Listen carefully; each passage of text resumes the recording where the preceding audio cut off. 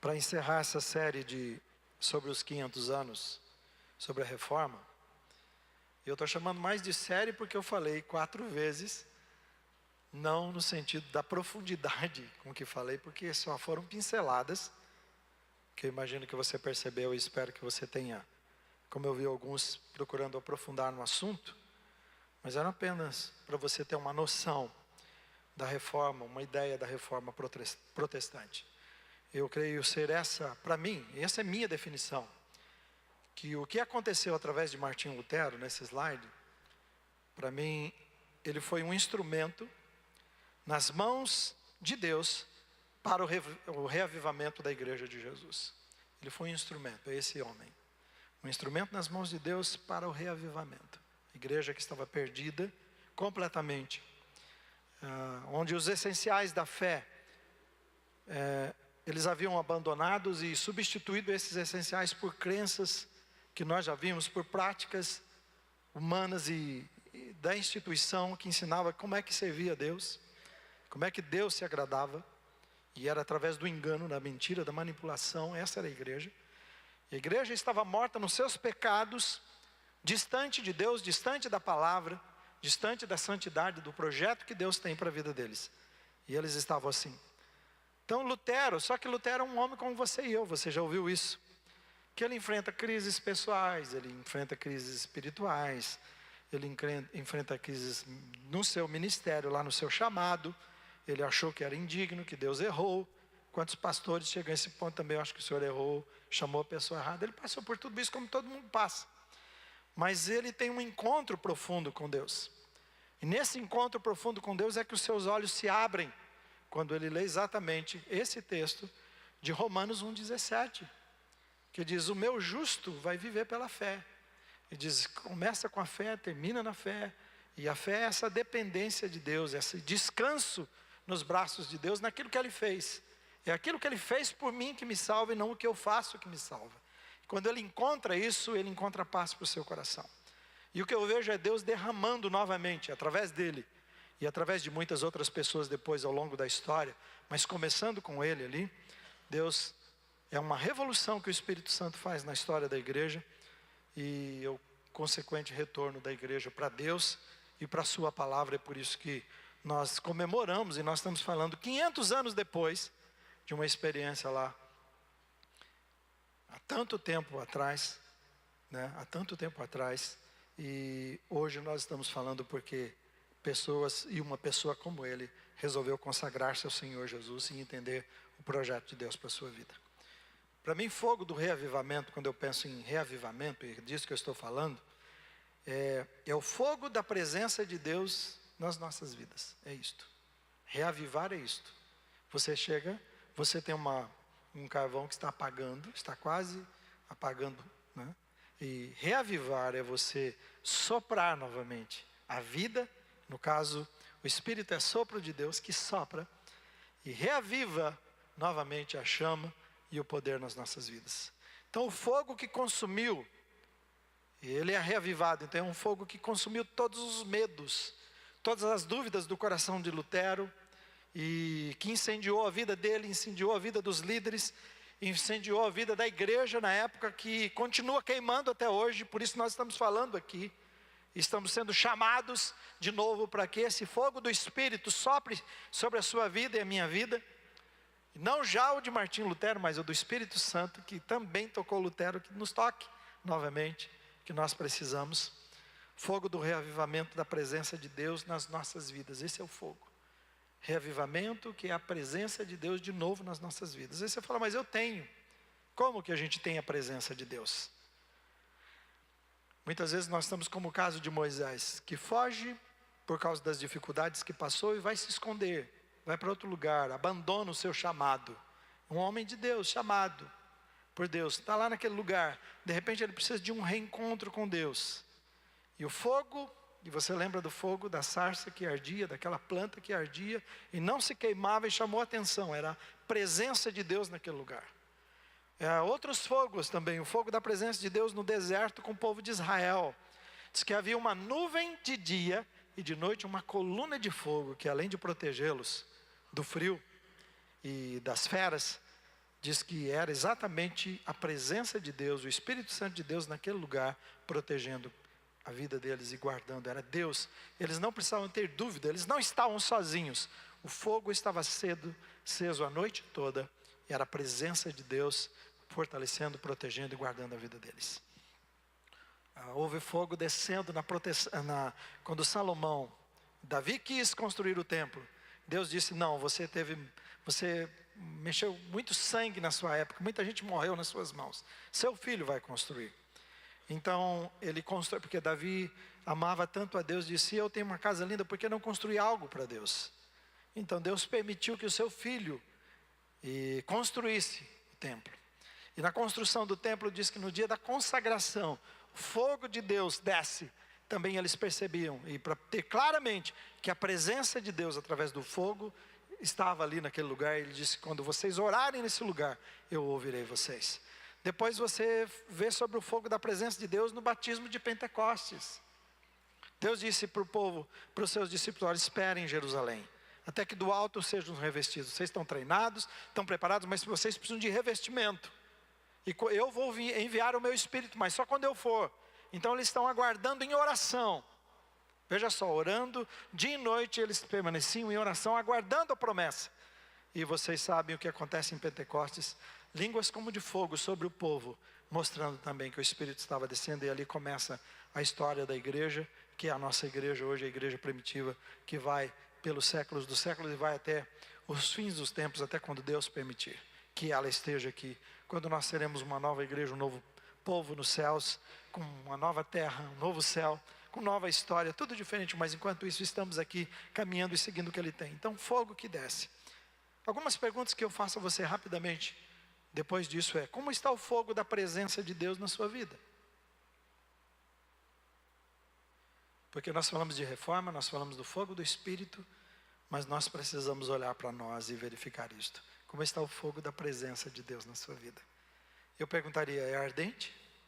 Está queimando, está pegando fogo, você não pode ouvir de Deus, você está apaixonado por Deus, você quer estar na presença de Deus, você está constantemente falando dEle, vivendo com Ele, ou o fogo está apagando?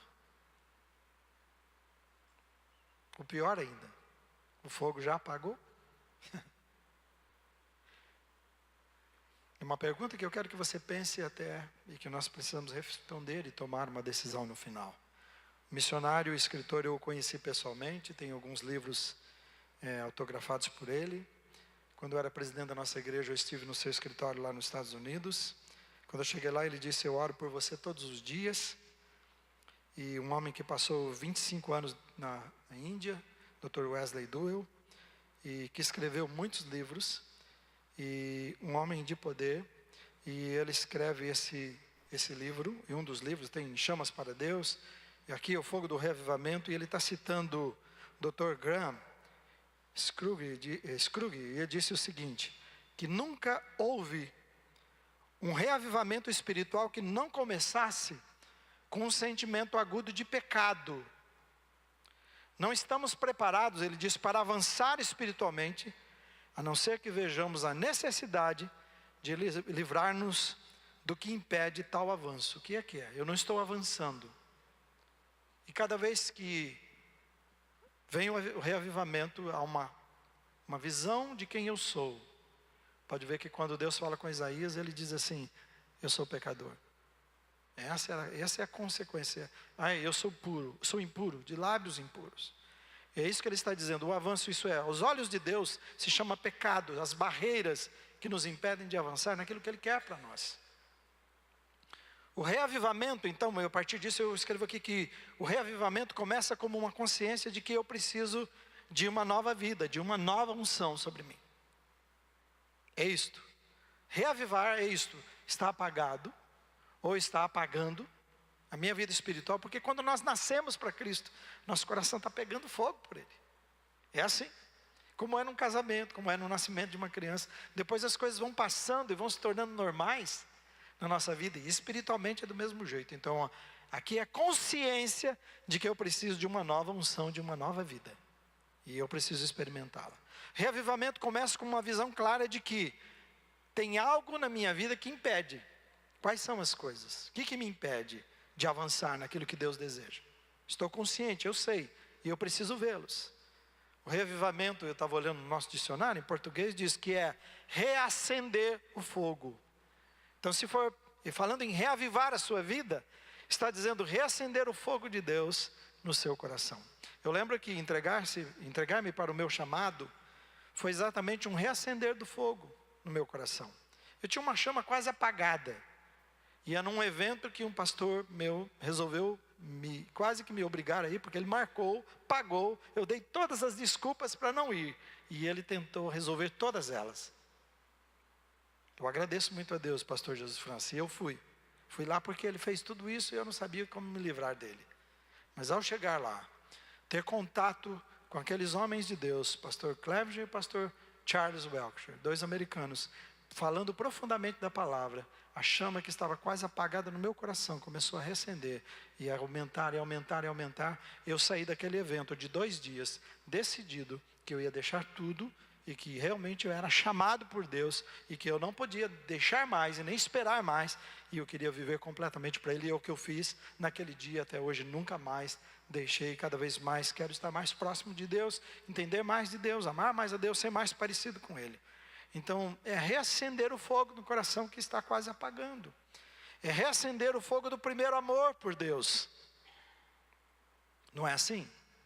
Volta um pouco no seu... A Bíblia diz que é para a gente voltar no tempo, no casamento. Ele diz, lembra da mulher da tua mocidade. Ele diz, lembra dela. Lembra quando tudo começou. Né? Lembra, vasculha as lembranças para você ver como foi legal, especial. Para isso, reativar o seu coração, a chama do seu coração. E eu faço isso. De vez em quando eu, Rosani, ainda mais nesses dias, nós fizemos uma boa viagem, conversando e lembrando de detalhes tão gostosos. E isso aumenta a chama do nosso coração e o nosso amor um pelo outro. E é exatamente isso que está dizendo, volta no tempo, primeiro amor, veja onde caístes. Reavivamento é isto. Lembra lá no dia da sua conversão, como foi. Porque é esse dia que determinou a sua vida, e esse dia precisa continuar determinando você. O seu coração precisa ser reaceso a partir daquele dia. Deus está chamando, volte à lembrança disso. Volta ao seu primeiro amor, veja onde caíste. Eu gosto dessa imagem porque é fogo para todo lado e há uma pomba, que é o Espírito Santo, que você está vendo, que deseja reativar o seu coração. Você não tem falta do fogo do Espírito. O Espírito não está limitado. A vida dele não é limitada, eu e você que limitamos, eu e você que nos afastamos. Reacender, também é pedir para reacender o fogo do desejo profundo por Deus, de querê-lo mais, mais e mais. Não somente o que você tem, não somente o que eu tenho. Não somente isso que acontece na minha vida todos os dias, eu preciso mais. Deus tem muito mais. Ele fala, vai fluir rios de águas vivas do seu coração. Onde estão esses rios de águas vivas? Onde está o limite? Não há limite em Deus, há limite em mim, há limite em você. Reacender também o fogo da presença de Deus na sua vida. Quando as pessoas trombarem com você, encontrarem com você.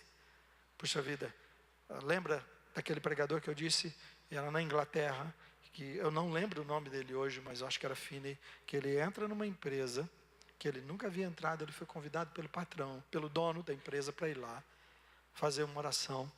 E ele começa a entrar, e ao entrar, enquanto ele está entrando pelos corredores daquela empresa, passando, sem abrir a sua boca, as pessoas começam a cair ajoelhadas, clamando a Deus, chorando e pedindo perdão a Deus, misericórdia, sem ele abrir a sua boca, sem ele falar nada.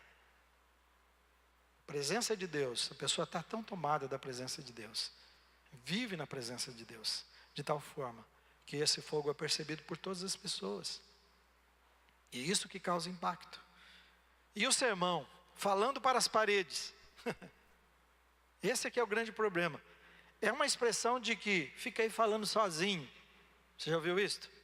Não é? Fulano estava falando para as paredes, estava falando com ninguém, falando com vazio, falando com nada. E para mim é um exemplo, eu peguei 2 exemplos aqui de esposa e marido. Sabe quando a esposa está falando para o marido e ele está, Fia, a conversa é com a parede, você sabe disso. Se ele está só, né? A minha esposa já resolveu perguntar, o que eu falei? Nossa. Quando ela me pegou assim, eu, oi? E aí já ia. já tinha ido. Né? Esse é um exemplo. Ou então está falando, conversando, e de repente, quando você menos percebe, a pessoa já está roncando. Pegou no sono. Você falou, fiquei sozinho, falando sozinho aqui, falando para as paredes. Nesse caso, falar para as paredes aqui, falando na questão espiritual e nesse sermão hoje, não é porque Deus não tem interesse em você, não é porque Deus fica do outro lado, tá, não é isso não. A parede aqui é diferente. Paredes são coisas que individualmente cada um de nós levantamos entre nós e Deus em nós. Somos nós, Deus não é a parede. Deus não age assim, Deus não é indiferente a nós. Somos nós, Deus quer o tempo todo falar com você e comigo. Mas somos eu e você que levantamos paredes, e aí então nós passamos a conversar com paredes, e a relacionar com paredes, que é o vazio, que é o nada, e que não causam nenhuma coisa especial na nossa vida, a não ser nos afundar. Agora, por que é que nós nos encontramos sozinhos? Por que é que Deus não nos ouve então? Porque essa é a ideia do sermão hoje. Falando para as paredes, por que é que Ele não nos ouve? Que paredes são estas que eu e você temos levantados entre nós e Deus? O que você e eu precisamos fazer para que Deus ouça e responda às nossas orações? Porque é importante pensar nisso. Vá comigo num texto clássico, conhecido, simples demais. Leia comigo 2 Crônicas 7,14. Eu quero ouvir a sua voz. Diga comigo: se o meu povo, que se chama pelo meu nome, se humilhar, orar e buscar a minha face, e se afastar dos seus maus caminhos, dos céus eu o ouvirei, perdoarei o seu pecado e curarei a sua terra. Por que é que Deus não nos ouve? Com base nesse texto, com essa introdução, pensando em avivamento. E é exatamente aqui nas coisas que precisamos do novo agir de Deus, do fogo de Deus no nosso coração. Primeiro, vamos falar juntos. Porque nos esquecemos a quem pertencemos. Não somos ouvidos por Deus nesse texto aqui, que é uma promessa, mas ao mesmo tempo é um chamar de atenção do seu povo. Ele não nos ouve porque nós nos esquecemos a quem nós pertencemos. Nós vivemos como se a vida fosse nossa, que Jesus nos salvou para nos livrar do inferno e irmos para o céu. Eu vejo muita gente pensando, nossa, eu não vejo a hora de chegar no céu. E é verdade, será um lugar especial. Mas é muito mais do que isso que Deus está dizendo. Você e eu não fomos livres do inferno, e Deus não está fazendo isso porque Ele quer simplesmente que você vá no céu. Porque senão Ele poderia já mandar a gente direto para lá, nem fazer o que fez conosco. Parece que nós aprendemos que Jesus nos salvou para a gente viver para a gente. Pode ver que a gente vai para a igreja, e normalmente, se a gente não cuidar, nós aprendemos a virar espectadores de tudo. Então as coisas não saíram bem do jeito que estou, não estou contente. Então, talvez eu vá mudar de igreja, porque lá não está bem do jeito que eu quero. E a coisa não é isto.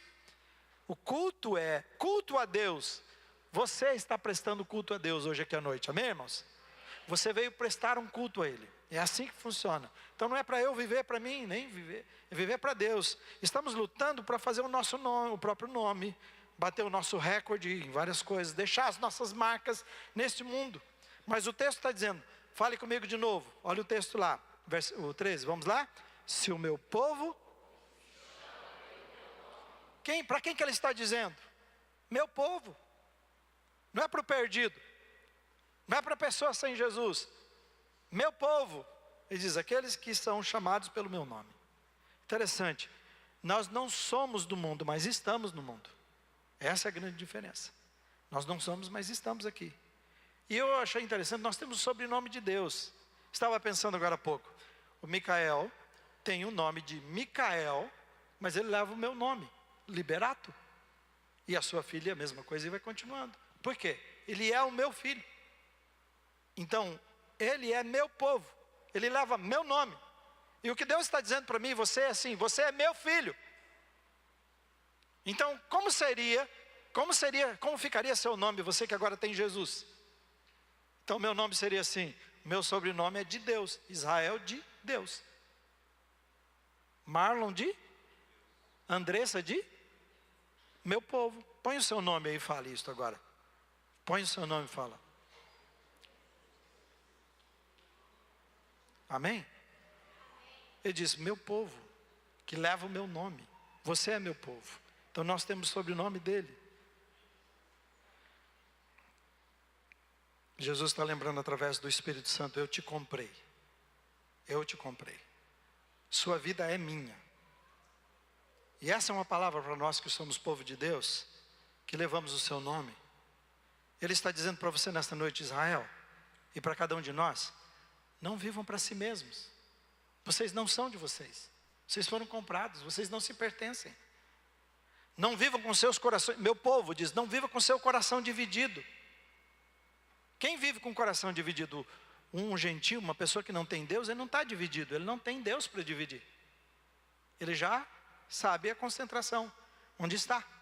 Mas para o povo de Deus, ele fala: meu povo, cuide, porque vocês podem viver com corações divididos entre um Senhor e outro. Porque agora vocês têm um outro Senhor, sou eu, Deus. E vocês têm que escolher ficar comigo. Então diz: meu povo. Mas ele diz também: não entre na forma desse mundo, o tempo todo nos lembrando: vocês são meu povo. Não entre no modelo. E quando vê, nós estamos entrando. 1 Pedro 2,9 diz assim, leia comigo lá, vamos juntos? Vocês, porém, são geração eleita, sacerdócio real, nação santa, povo exclusivo de Deus, para anunciar as grandezas daquele que os chamou das trevas para a sua maravilhosa luz. Você se esqueceu desse chamado? Você entende que o chamado é mais do que vir para a igreja? Amém, irmãos? Você entendeu esse chamado? Ele fala algumas coisas que eu vou pontuar rapidamente. Como geração eleita, ele está dizendo assim: você foi escolhido, você foi selecionado por Deus. Aí então seria assim, seria eu dizer: Israel, você foi escolhido por Deus para servi-lo. Amém, irmão? Põe seu nome aí e diga: você foi escolhido para servir a Deus. Fale isso. Não deixa de falar. Fale isto. Porque Satanás está falando tantas outras coisas para você. Ele está dizendo: eu selecionei você. Você está vendo? Nesta geração, tantas pessoas, milhões de pessoas não se converterão. Milhões de pessoas morrerão sem Jesus. E Jesus disse: te escolhi. Escolhi você. Escolhi você entre todos. Por isso você está aqui nesta noite. Se Ele não tivesse escolhido você, designado você, você não estaria aqui, você não queria Deus, você não buscaria Deus, você não veria Deus. É maravilhoso demais. Geração eleita, essa geração, você faz parte e Ele te chamou. Mas já já você vai entender mais porque Ele te chamou. Também Ele diz: como sacerdote real, que o versículo está dizendo, você está a serviço do Rei Jesus. E essa, eu disse, é uma das marcas de Martinho Lutero. Ele acreditou: todos fomos chamados para ser sacerdotes de Jesus. Não somente aqueles lá de cima, os clérigos. Todos, leigos também, são sacerdócio. São sacerdotes. Então cada um de nós somos chamados para oferecer sacrifícios vivos para Deus. Você é um sacrifício vivo. Quando vem adorar ao Senhor, quando vem servir ao Senhor, para onde você vai? Você é um sacrifício vivo. Por isso você é um sacerdote dele onde vai. Amém, irmão? Esse é seu chamado. Meu povo, ele diz, meu povo que leva o meu nome, chamado para isso. É para isso que você nasceu espiritualmente. Então diga assim: eu fui escolhido para ser um sacerdote de Jesus. Eu acho que algumas vezes vocês têm medo de falar essas coisas.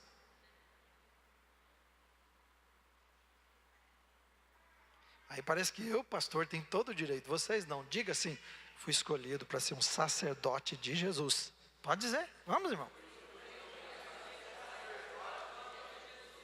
E o sacerdote serve, ministra, trabalha.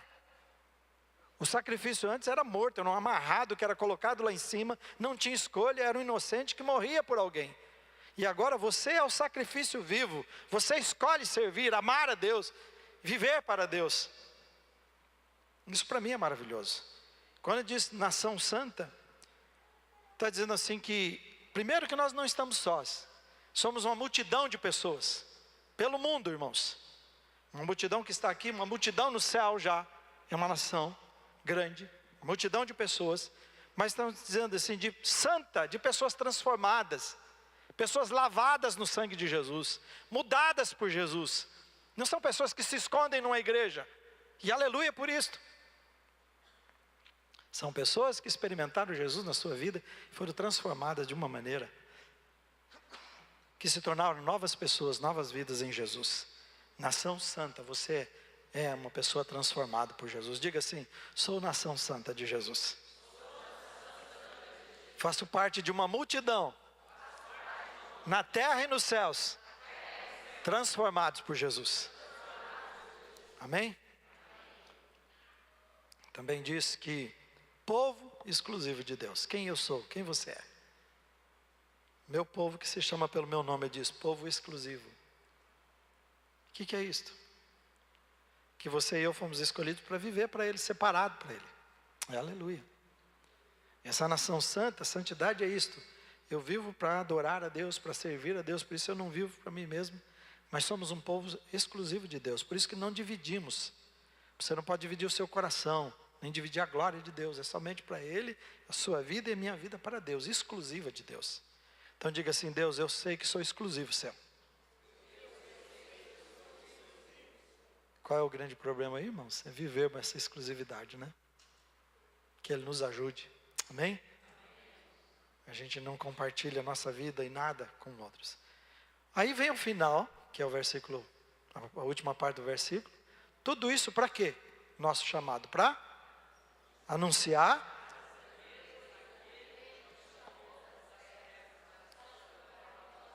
esse povo e nação que Deus chamou, que é você, que leva o nome de Deus. Nós somos chamados, e a implicação do chamado é isso, é anunciar as grandezas de Deus. Anunciar quando nós estamos reunidos aqui na igreja. Anunciar quando estamos reunidos nos grupos. Anunciar quando você está dirigindo o carro. Anunciar quando está viajando. Anunciar quando você está trabalhando. Anunciar quando você está na escola. Ele está dizendo, você foi chamado para anunciar as grandezas de Deus. Quando as pessoas olharem para você, eles têm que ficar impressionados com quem é Deus. Quem é Deus? Não é impressionante? Vocês viram como é que o pastor Israel é grande? Eu não sou, né? Eu sei disso, mas não é essa a questão. Quantas pessoas, você viu fulano de tal, como ele... Não tem isto. Viu como Jesus é grande. Viu como Deus é maravilhoso. Por isso que a igreja não é de ninguém, a não ser de Jesus. Tá certo? Amém, irmãos? A igreja de Jesus pertence a Ele. Ele convém que Ele cresça e a gente sempre diminua. A gente sempre desapareça. E Jesus apareça em tudo isso. Anunciar as grandezas dEle. Então o mundo precisa ver que eu e você vivíamos uma vida de trevas. Eu era perdido, minha vida não tinha sentido. Rosani e eu estávamos conversando exatamente isto. Ela falou assim, eu vi a mudança que Jesus fez na sua vida. Falou, se Jesus não tivesse feito essa mudança, o que seria da nossa vida, ela disse. Onde nós estaríamos? O que será que a gente estaria fazendo? O que seria da nossa vida, dos nossos filhos? É isso que estamos conversando. Se há alguma coisa de especial, foi o que Jesus fez em nós. E anunciar é isto. Ele me tirou das trevas, um cara perdido, vida sem sentido, amargurado, candidato a tudo que você imaginar. E ele diz, eu te chamei das trevas para brilhar o meu nome. E é esse o seu chamado, é esse o meu chamado. Então nós falamos para as paredes, quando nos esquecemos de quem somos e a quem nós pertencemos. Deus deixa de nos ouvir. E estamos falando para a parede quando nos esquecemos quem nós somos. Qual o sobrenome que levamos. Quem é o nosso Deus. E para quem nós vivemos. Segundo lugar. Deus não nos ouve por quê? Porque conseguimos viver cada dia sem a presença de Deus. Ô, irmãos, é muito sério isso aqui. Nós nos tornamos orgulhosos. E nós conseguimos não falar com Deus. Eu espero que você, quando eu preguei sobre você separar 5 minutos diários, que você realmente esteja fazendo isto. E não porque eu pedi, mas que eu espero que você faça disso que eu estou falando aqui um desafio e você diz, não pastor, eu estou na presença de Deus, eu não sou orgulhoso, meu coração não está achando que eu posso viver sem Deus. Mas nós conseguimos, no nosso orgulho, deixar Deus sempre para depois e andarmos sem Ele. Andamos sem devocional, nós conseguimos levantar sem o devocional. nós conseguimos levar nosso dia sem parar 5 minutos para ler, orar, pelo menos com alguém, até pelo almoço.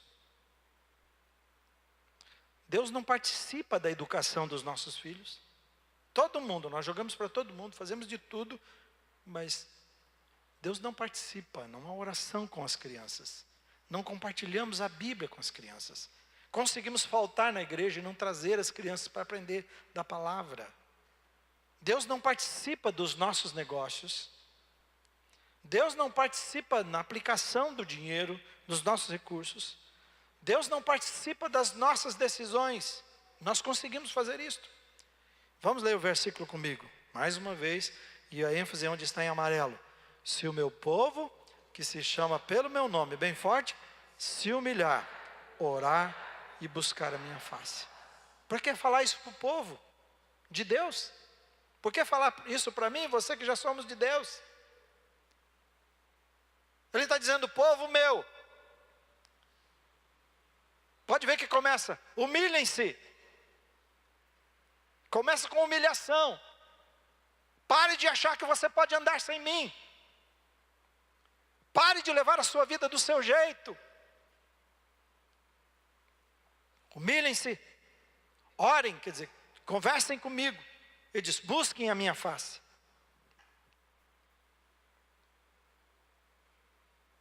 Nosso orgulho, nossa autossuficiência faz a gente correr todos os dias e falar, se tiver tempo, depois eu falo com Deus. Uma coisa que, enquanto estava preparando o sermão nessa parte, uma coisa que me veio à mente, que Deus colocou no meu coração foi, Satanás chega para Jesus e diz assim, Jesus, se você se prostrar aqui agora, somente isso, esse é o preço, você se prostrar diante de mim, eu dou todos os reinos que você veio conquistar, todos agora, imediatamente. Você não precisa morrer, você não precisa ser humilhado, e é rápido e fácil. É só se prostrar diante de mim, e você terá as coisas rapidamente, imediatamente e de maneira fácil. Me preocupa, irmãos, quando eu estou falando nesse ponto, que estamos prostrando diariamente diante de um Senhor que não é o nosso Senhor, um Senhor errado, tudo porque nós queremos conseguir as coisas mais rápido e de maneira mais fácil. Nós vivemos assim. E o rápido e fácil não tem a ver com santidade. O rápido e fácil não tem presença de Deus. O rápido e fácil não tem bênção de Deus. O rápido e fácil não tem orientação de Deus. Mas é rápido, é fácil. E nos prostramos. E perdemos a bênção de Deus sobre a nossa vida.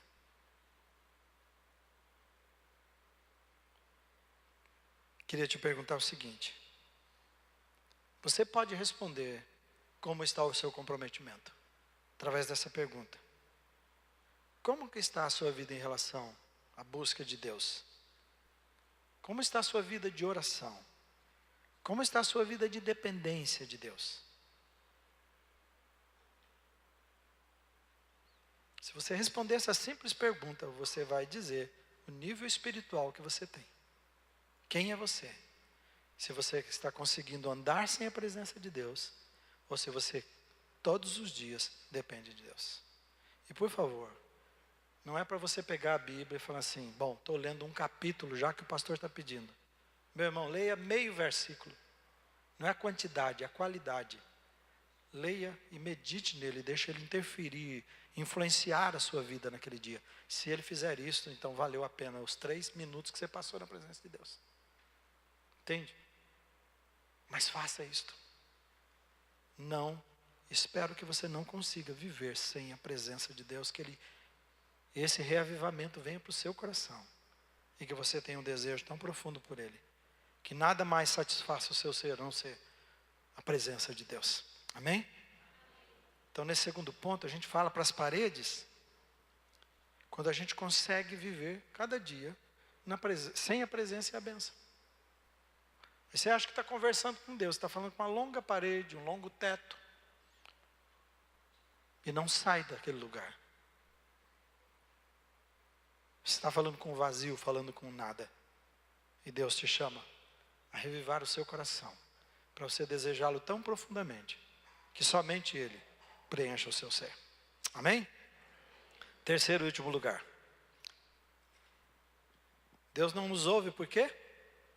Porque sabemos o que nos afasta de Deus, e mesmo assim, não fazemos nada.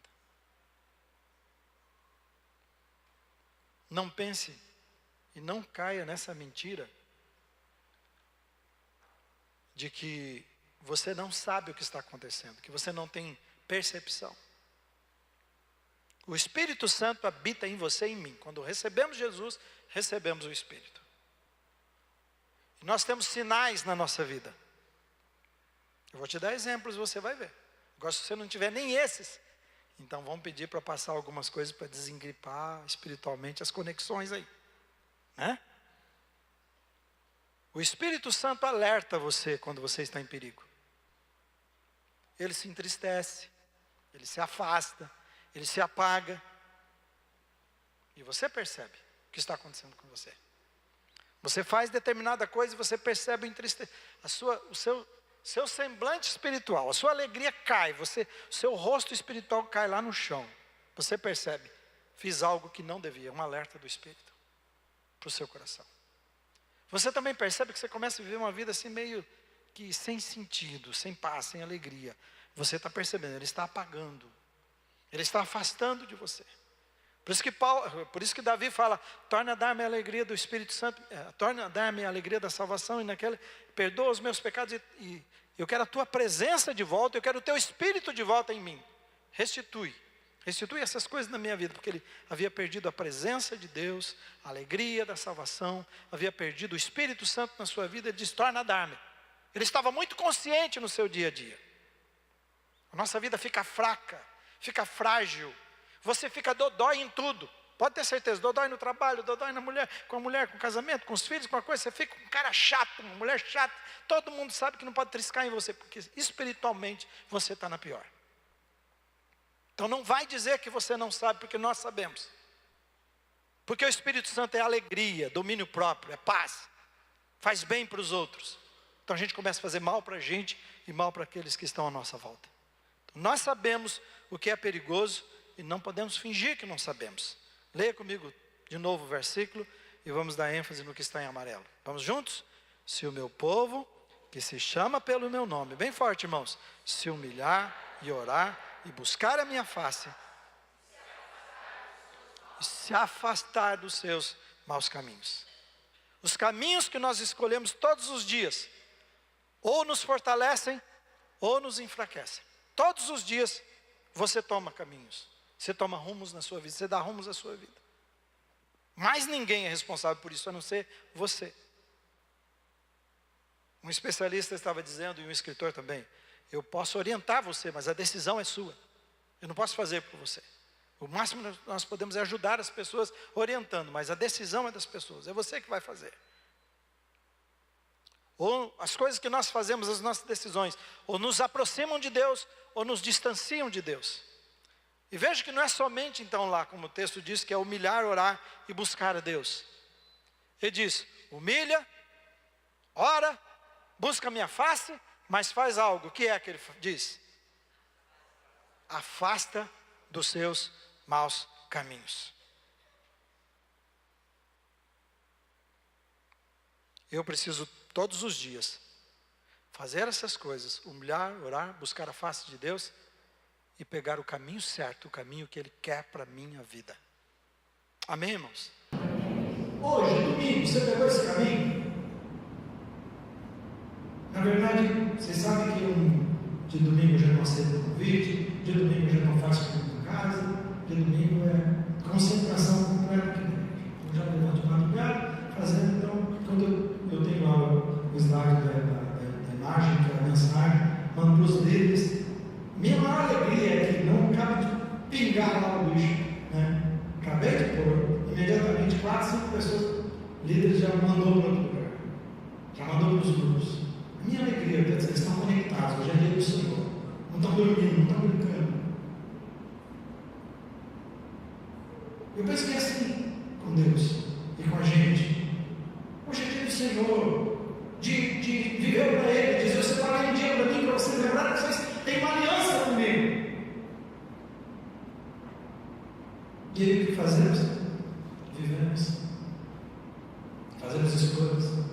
Muitas vezes as escolhas são péssimas no dia do Senhor. Não falamos com ninguém, não oramos com ninguém, não ligamos com ninguém, não importamos nem com as pessoas que nós devemos importar, talvez até da própria família. Deixa eu fazer algumas perguntas aqui, eu vou encerrar. Estou pertinho de encerrar. Nesse momento, quando você olha para a sua vida, qual é ou quais são os seus caminhos perigosos? Preste atenção. Não precisa me responder, só pense. Mentira? Falsidade? Amigos errados? Lembra dos caminhos que você pega? Vícios? Palavras vãs, vazias, sem sentido? Coisas que causam segundas intenções e a pessoa não sabe o que você está dizendo? Traição? Lugares errados? Pensamentos maus? Ódio, ressentimentos? Falta de domínio próprio? Uso mal do seu tempo, da sua vida, dos seus recursos? Egoísmo? E você pode acrescentar na sua lista. Qual é o caminho mal que você conhece, que te afasta de Deus, que te impede de ter um relacionamento com Deus, mas mesmo assim você continua?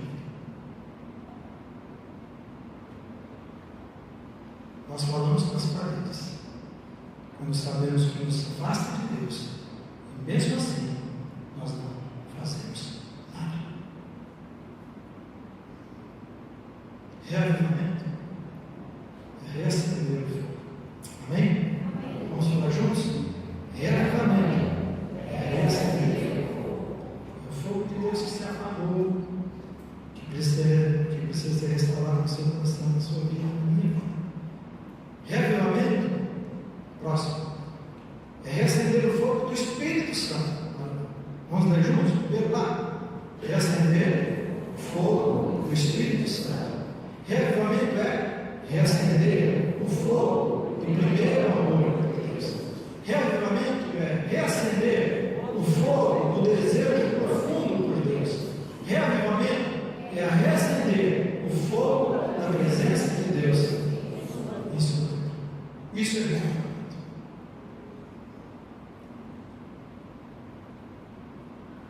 Você está consciente que você não pode mais viver do jeito que você está vivendo? E deixa eu dizer, não escapa ninguém, nem eu. Você está entendendo o que eu estou dizendo? Deus é Deus de coisas novas. Amém, irmãos? Amém. Ele tem novo, como Ele teve hoje, e tem amanhecer para você novo. Amém? Amém. Ele disse que tem coisas novas todos os dias.